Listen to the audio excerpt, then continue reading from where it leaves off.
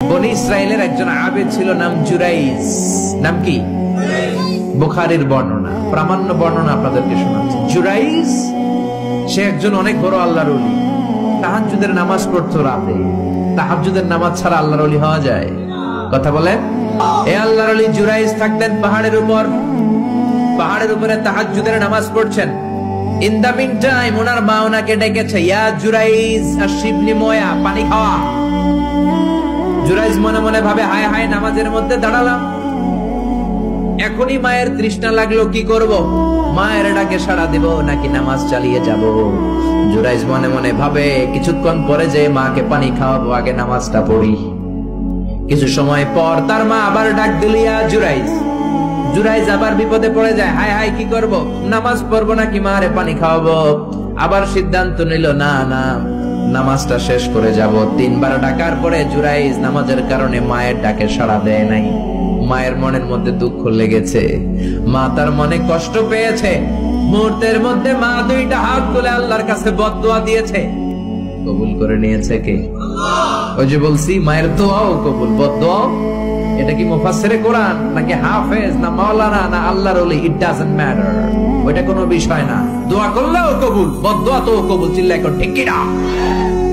উনি দোয়া করলেন, আল্লাহুম্মা লা তুমিথু ইল্লা আন তুরিয়াহুল মুমিসাত। ও আল্লাহ, 3 বার ডাকলাম, পানি খাওয়ালো না। আমার মনে বড় দুঃখ লেগেছে। আল্লাহুম্মা লা তুমিথু ইল্লা আন তুরিয়াহুল মুমিসাত। আমি বদদোয়া দিলাম, বেশ্যা নারীর ফিতনায় না ফেলে জুরাইজকে মরণ দিও না। কবুল করে নিল কি? মা দোয়া করছে, আল্লাহ, আমার ছেলেরে তুমি বেশ্যা নারীর ফিতনায় ফেলে দিও। ঠিক তার 3 দিন পরে এক বেশ্যা নারী এসে তার দরজায় নক করতে শুরু করছে। তাহাজ্জুদের নামাজের পর জুরাইজ দরজা খুলে দেখে এক বেশ্যা নারী। বেশ্যা নারী বলে, দেখো আমি কত সুন্দরী, অনন্যা, সুস্নিগ্ধা, প্রিয়ঙ্গদা, সুহাসিনী, সুকেশিনী, সুভাষিনী, অসূর্যম পোষা, কাক পক্ষীও টের পাবে না, কেউ জানবে না তুমি আমার সাথে অপকর্ম করো। আল্লাহর ওলি জুরাইজ বলে, খবরদার, ওয়াল আয়াযু বিল্লাহ, আমি একজনকে ভয় পাই, তিনি কে? আল্লাহরে যারা ভয় পায় তাদের দ্বারা এই কাজ করা সম্ভব না, দূর হয়ে যা। আল্লাহর ওলি জুরাইজের সাথে সুবিধা করতে না পেরে বেশ্যা পাহাড় থেকে নেমে যায়। নেমে দেখে পাহাড়ের নিচে রাখাল শোয়া। রাখাল ঘুম থেকে উঠিয়ে বেশ্যা বলে, আমি কত সুন্দরী দেখো। রাখাল মনে মনে কয়, পাইছি তোরে। রাখাল আর বেশ্যা মিলে অপকর্ম করে জিনায় লিপ্ত হয়ে যায়। গভীর রাতে 2 জন জিনা অপকর্ম করে, ব্যভিচার করে। আর ব্যভিচারের ফসল হিসেবে ওই বেশ্যা নারীর পেটের ভিতরে কিছুদিনের মধ্যেই সন্তান দিয়ে দেয় কে? দিন গড়িয়ে রাত আসে, মাস যে বছর আসে। 3 মাস যাওয়ার পর বেশ্যা নারীর পেটটারে উঁচা করে দিছে কে? এবার এলাকার লোকেরা ধরেছে, তুই তো বিয়ে করস নাই, পেটে বাচ্চা আসলো কেমনে? You didn't get married, so from where did you get the baby? তোমার বিয়ে হয় নাই, তোমার হাজবেন্ড নাই, তোমার পেটে বাচ্চা আসলো কেমনে? বেশ্যা বলে, আমার পেটের বাচ্চার বাবা হচ্ছে ওই আল্লাহর ওলি জুরাইজ। জুরাইজ আমার সাথে অপকর্ম করেছে রাতের আধারে, কেউ দেখে নাই। সবাই মিলে জুরাইজরে ধরো, এটা ভণ্ড।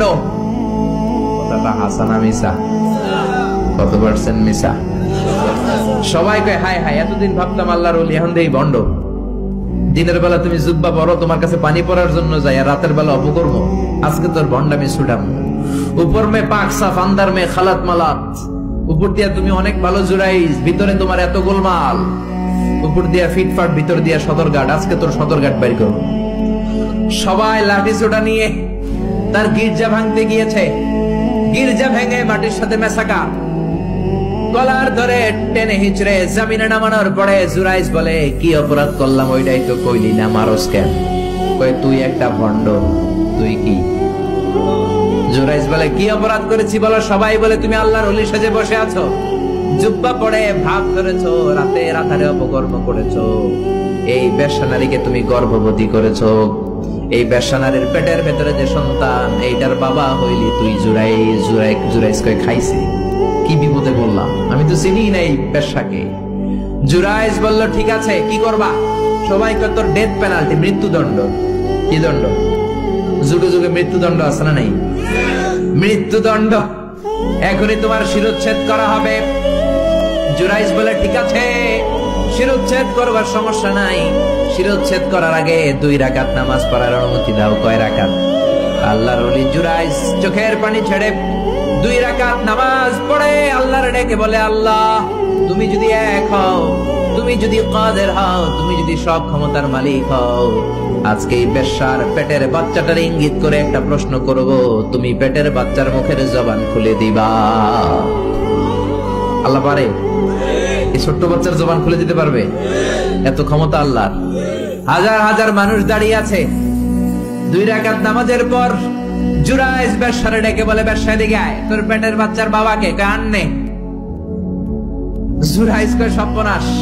এবার বলে আরো কাছে আয়। কাছে আসার পরে বেশ্যার পেটের দিকে ইঙ্গিত করে পেটের বাচ্চারে ডেকে বলে, উলমান হুয়া আবু, তোমার বাবাকে বলো। সবাই হাসে, সবাই কয় পেটের বাচ্চা, 3 মাসের বাচ্চা, এটা তো মানুষই হয় না, এটা এখন রক্ত মাংসে ছোট্ট একটা গোশতের টুকরো, এটা কথা বলবে কেমনে? জুরাইজ ডেকে বলল, পেটের বাচ্চা, তুমি যদি এক আল্লাহর আদেশে মায়ের পেটে এসে থাকো, তোমারে প্রশ্ন করবো, তুমি উত্তর দাও। মান হুয়া Abu, who is your father? তোমার পিতাকে? হাজার হাজার মানুষকে তাজ্জব করে বেশ্যার পেটের ভেতর থেকে মানুষের মতো আওয়াজ আসতে শুরু করলো। পেটের ভেতর থেকে ছোট্ট বাচ্চা বলে, আনতাল আস্তাবি, আপনি আমার বাবা নন। ওই যে সিপাহি দাঁড়ায় আছে, আর রাই হুয়া আবি, ওই রাখাল হলো আমার বাবা। আল্লাহু আকবার।